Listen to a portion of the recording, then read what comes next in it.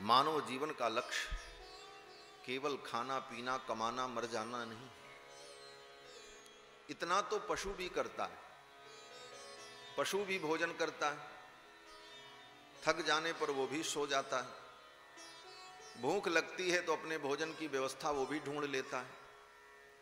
संतान को उत्पन्न करके वो भी अपने वंश को बढ़ा लेता है।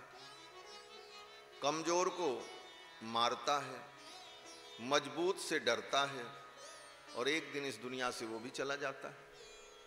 अगर इतना ही काम हमने भी किया तो फिर पशु में और मनुष्य में अंतर क्या रहा? आचार्य वर्णन करते हैं कि आहार निद्रा भय मैथुनंच सामान्यमेतत् पशुभिर्नराणाम्। पशु में और मनुष्यों में यह समानता है। पशु भी वही कार्य करता है जो हम अब कर रहे हैं। फिर क्या विशेषता है जिस विशेषता के कारण हम पशु से श्रेष्ठ और मनुष्य हो सकते हैं? तो आचार्य कहते हैं कि धर्मो हि तेषाम अधिको विशेषः। धर्म तत्व ही एक ऐसा विशेष तत्व है जिसके कारण हम पशु से श्रेष्ठ हैं। क्यों? बोले पशु में धर्म नहीं होता। पशु को धर्म का बोध हो नहीं सकता, लेकिन मनुष्य को धर्म का बोध हो सकता है। पाप पुण्य का विवेक मनुष्य को हो सकता है, पशु को नहीं हो सकता। इसीलिए पशु योनि भोग योनि है। पशु योनि में कोई पशु पाप नहीं करते, वो केवल अपने किए हुए पहले वाले पाप को भोगने के लिए पशु बनते हैं, वो नया पाप नहीं करते। मनुष्य योनि ही एक ऐसी योनि है जिस योनि में व्यक्ति नए कर्म भी करता है और पुराने कर्मों का फल भी भोगता है, दोनों व्यवस्थाएं। तो वह विशेषता जो धर्म है, पशु में धर्म का बोध नहीं होता। पशु जिस मां से जन्म लेता है उसी मां को गर्भ से युक्त करता है, उसे धर्म का बोध नहीं। पशु में भाई बहन रिश्तेदार संबंध और उन संबंधों में क्या पवित्रता होनी चाहिए ये बोध पशु को नहीं होता, मनुष्य को हो सकता है। इन्हीं विशेषताओं के कारण मनुष्य पशु से श्रेष्ठ है। और ये विशेषता मनुष्य में तब आई जब मनुष्य ने धर्म का आश्रय लिया। अगर धर्म हमारे जीवन से चला जाए तो हम पशु हैं। आचार्य कहते हैं कि धर्मेण हीना पशुभिः समानाः। जो धर्म से हीन है वो पशु है।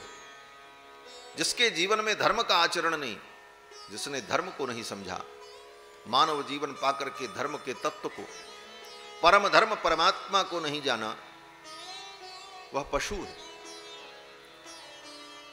इसीलिए पुराणादि ग्रंथों को सुनकर हमें धर्म का बोध हो, तत्व का बोध हो। इसीलिए वेद व्यास जी ने करुणा करके श्रीमद् भागवत महापुराण जैसे दिव्य ग्रंथ को प्रकट किया, जिसका हम सभी लोग श्रवण लाभ प्राप्त कर रहे हैं। ये मानव जीवन अनित्य है। इसकी दो विशेषता है मनुष्य के जीवन की। एक विशेषता है कि ये बड़ा दुर्लभ है, मनुष्य जीवन बड़े मुश्किल से मिलता है, ये इसकी दुर्लभता है। अनेक जन्मों में भटकने के बाद जब भगवान की कृपा होती है तब जीव को मानव जोनी मिलती है।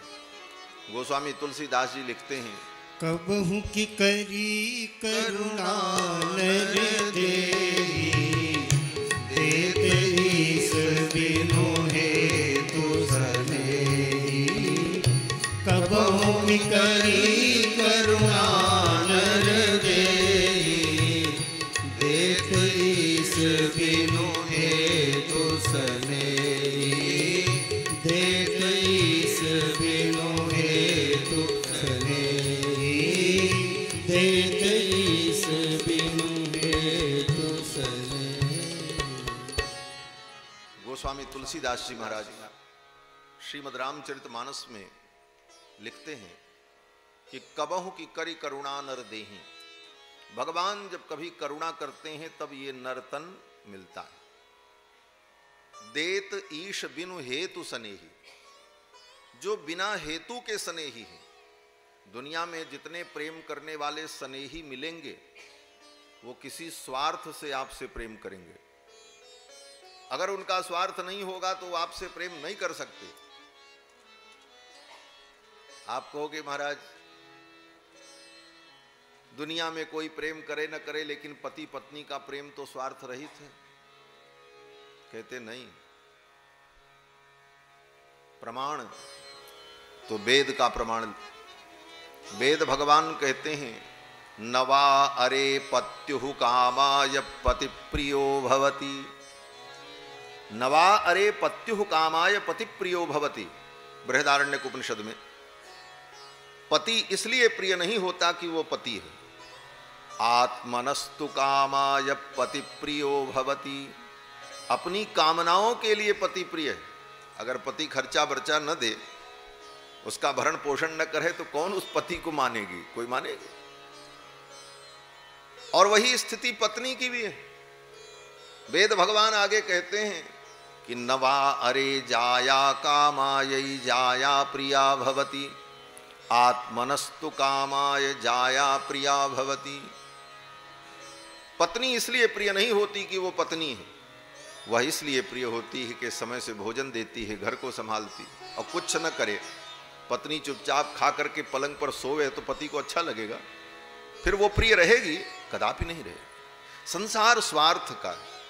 यहां किसी की निंदा नहीं है पति पत्नी की, न किसी संबंधों की आलोचना है, अपितु सत्य का बोध कराना ये वेदों का उद्देश्य है। वेद भगवान सत्य का उद्घोष करते हैं, जीव को अपने स्वरूप का बोध हो।